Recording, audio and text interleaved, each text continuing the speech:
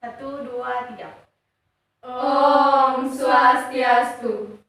Baik teman-teman, di sini kami dari kelompok 2 kelas 11 MIPA 2 akan melakukan sesi tanya jawab pada kesempatan kali ini. Perkenalkan, nama saya Igusti Ayu Isyarani, nomor absen 6. Perkenalkan, nama saya Nikade Indaswari, nomor absen 23. Perkenalkan, nama saya Nikade Indrana Putri, nomor absen 24. Perkenalkan, nama saya Niputu Purnama Dewi, nomor absen 30. Langsung saja kita ke pertanyaan yang pertama. Dari perwakilan kelompok 10 atas nama Imade Chandra Wibawa, nomor absen 11. Pertanyaannya, bagaimana keempat organisasi itu bisa bersama-sama membantu pergerakan nasional? Nah, dalam membantu pergerakan nasional, keempat organisasi tersebut berjalan dan memiliki caranya masing-masing. Seperti organisasi Jamiatul Khair yang lebih mengarah pada masalah sosial kemasyarakatan, yang menitik beratkan pada masalah penanggulangan kemiskinan dan kebodohan yang diderita akibat penjajahan. Selain itu, juga melakukan kegiatan santunan orang tidak mampu dan orang jompo. Juga membangun panti asuhan yang secara khusus merawat dan mendidik anak yatim. Nah, organisasi yang selanjutnya yaitu adalah organisasi Muhammadiyah. Organisasi Muhammadiyah ini mengarah pada mempelopori gerakan sosial kemasyarakatan yang melakukan proses modernisasi sampai ke tingkat bawah lewat amal usaha-usaha agama dan pendidikan. Dalam pendidikan, Muhammadiyah mendirikan beberapa sekolah dasar dan sekolah lanjutan. Dalam bidang sosial, Muhammadiyah mendirikan panti asuhan, yatim, dan rumah sakit, panti jompo, dan klinik. Dalam bidang keagamaan, Muhammadiyah menegakkan keyakinan tauhid yang murni sesuai dengan ajaran Allah Subhanahu wa Ta'ala. Selanjutnya, usaha-usaha yang dilakukan organisasi Nahdlatul Ulama yaitu yang pertama di bidang agama, melaksanakan dakwah Islamiyah dan meningkatkan rasa persaudaraan yang berpijak pada semangat persatuan dalam perbedaan. Yang kedua di bidang pendidikan, menyelenggarakan pendidikan yang sesuai dengan nilai-nilai Islam untuk membentuk muslim yang bertakwa, berbudi luhur, dan berpengetahuan luas.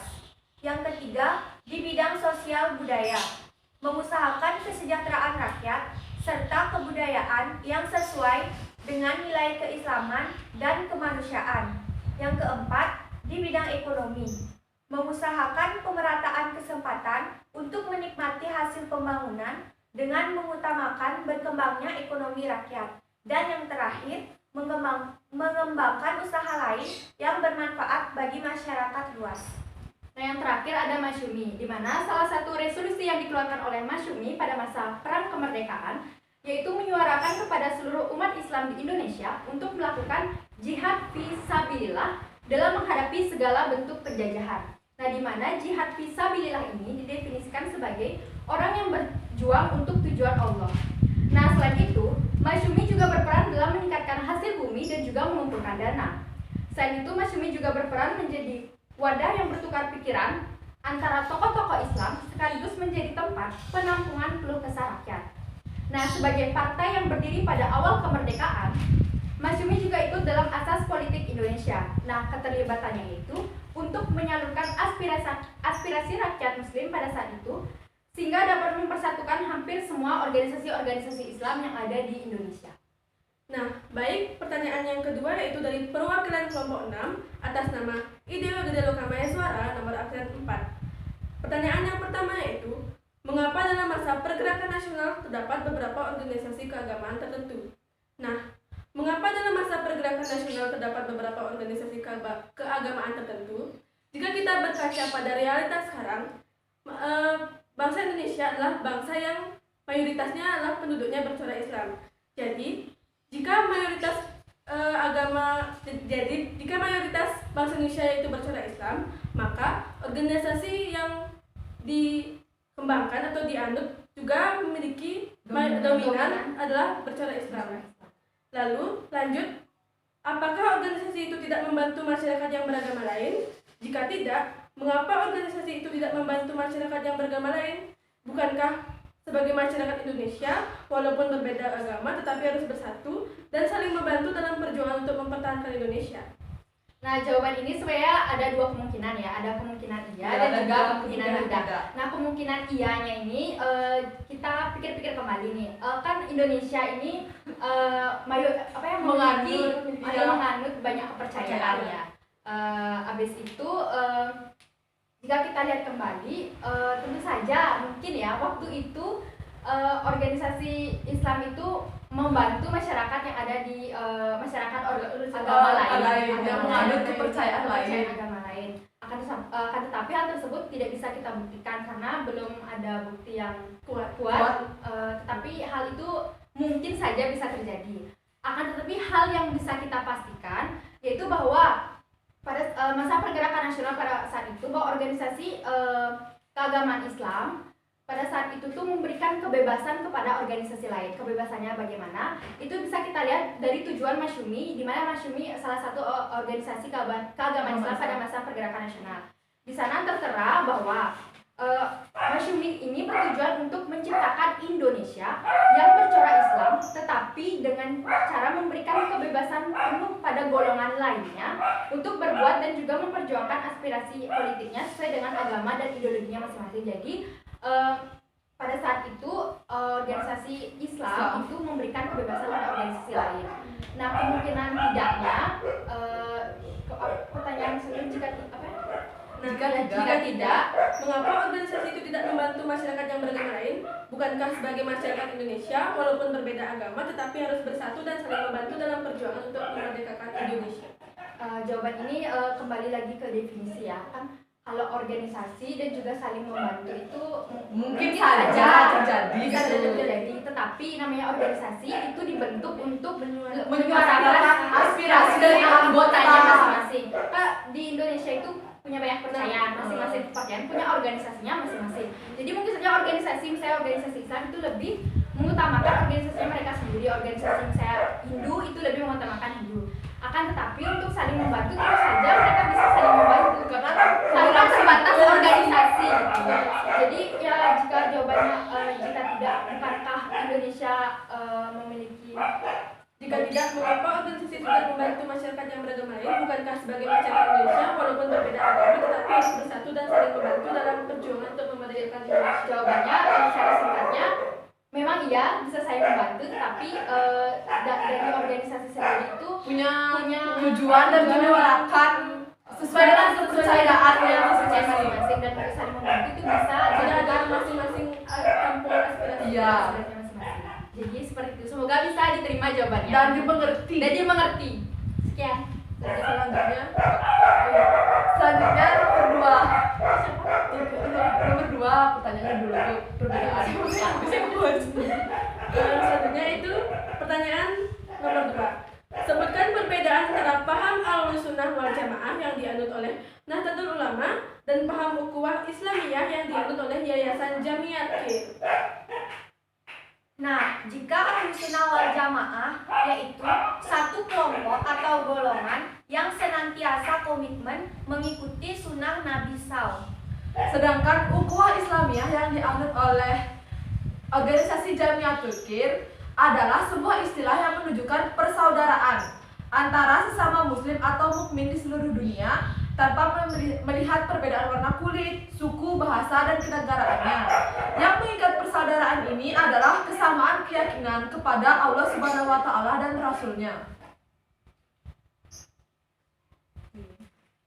Lanjut ke pertanyaan yang ketiga, yaitu dari perwakilan kelompok 4. Ada anak agung istri saya Putri Pratnyani, nomor absen 1. Pertanyaannya yaitu siapa saja anggota yang ikut berperan dalam tubuh organisasi Jamiatul Khair, baik dari kalangan ulama maupun dari kalangan cendekiawan muslim yang kemudian mereka ditetapkan sebagai pahlawan nasional.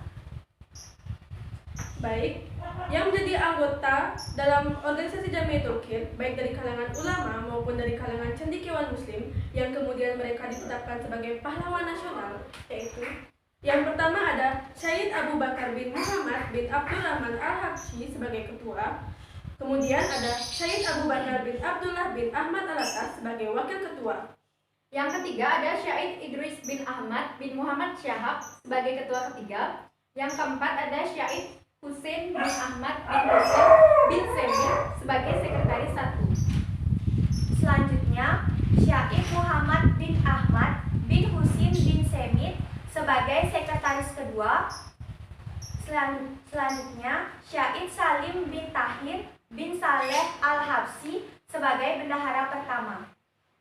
Kemudian ada anggota ketujuh yaitu Syahid Abdul Qadir bin Hasan bin Abdurrahman Mulasela sebagai bendahara kedua. Selain itu juga ada para anggota komisaris. Yang pertama ada Syahid Ali bin Abdurrahman bin Abdullah Al-Habsyi, Syahid Ali bin Alwi bin Abdurrahman Al-Habsyi, Syahid Abdullah bin Muhammad bin Ahmad bin Hasan Alatas. Kemudian ada Syahid Alwi bin Tahir Al-Haddad, selanjutnya yaitu Syahid Alwi bin Muhammad bin Tahir Al-Haddad. Lalu ada Syahid Hasin bin Said Asalabiyah Al-Idris, dan kemudian ada Syahid Tahir bin Husain bin Semit. Selanjutnya ada Syahid Ahmad bin Abdullah bin Muhsin As-Segaf. Kemudian ada Syahid Jahja bin Usman bin Jahja. Selanjutnya ada Syahid Abdullah bin Muhammad Al-Haddad. Kemudian ada Syekh Salim bin Ahmad bin Junaid Bawasir. Nah, selanjutnya Syahid Abdullah bin Abu Bakar bin Salim Al-Habsyi. Kemudian Syahid Hasjim bin Muhammad bin Hasjim Al-Habsyi. Lalu Syahid Alwi bin Abdullah bin Husin Al-Idrus. Dan yang terakhir yaitu Syahid Abdul Rahman bin Abdillah bin Abdul Rahman Al-Habsyi.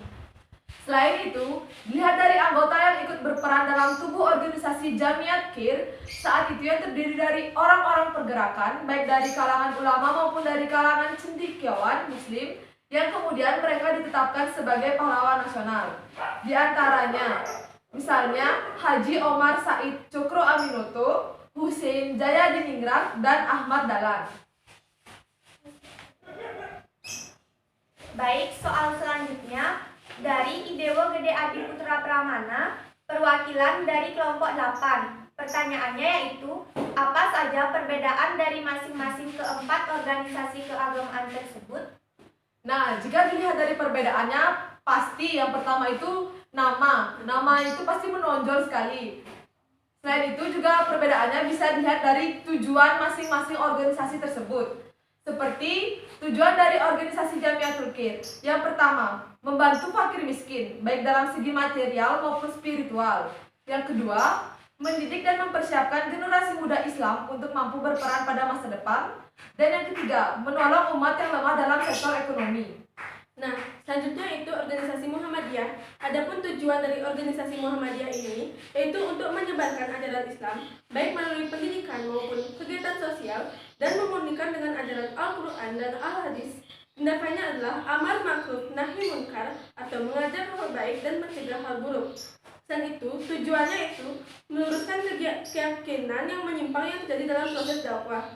Penyimpangan yang dimaksud adalah penyimpangan yang sering menyebabkan ajaran Islam bercampur baur dengan kebiasaan daerah tertentu dengan alasan adaptasi, serta menghapuskan perbuatan yang dianggap oleh Muhammadiyah sebagai bidah. Selanjutnya, tujuan dari organisasi Nahdlatul Ulama yaitu menegakkan ajaran Islam menurut paham Ahlus Sunnah wal Jamaah di tengah-tengah kehidupan masyarakat di dalam wadah Negara Kesatuan Republik Indonesia. Nah, yang terakhir ada tujuan Masyumi, di mana tujuan Masyumi ini tercantum pada anggaran dasarnya, yaitu untuk terlaksananya ajaran dan hukum Islam di dalam kehidupan perorangan, masyarakat, dan negara Republik Indonesia menuju keridhaan ilahi. Nah, hal ini dapat diartikan bahwa Masyumi ini bertujuan untuk menciptakan Indonesia yang bercorak Islam, tetapi dengan memberikan kebebasan penuh pada golongan lainnya untuk berbuat dan memperjuangkan aspirasi politiknya sesuai dengan agama dan juga ideologinya masing-masing. Nah, sekian dari sesi tanya jawab dari pada kesempatan kali ini. Jika ada salah kata ataupun jawaban yang mungkin kurang dapat diterima atau mungkin ada kurang berkenan, mohon dimaafkan, dan kita tutup dengan para Santi. Om Santi Santi Santi. Santi.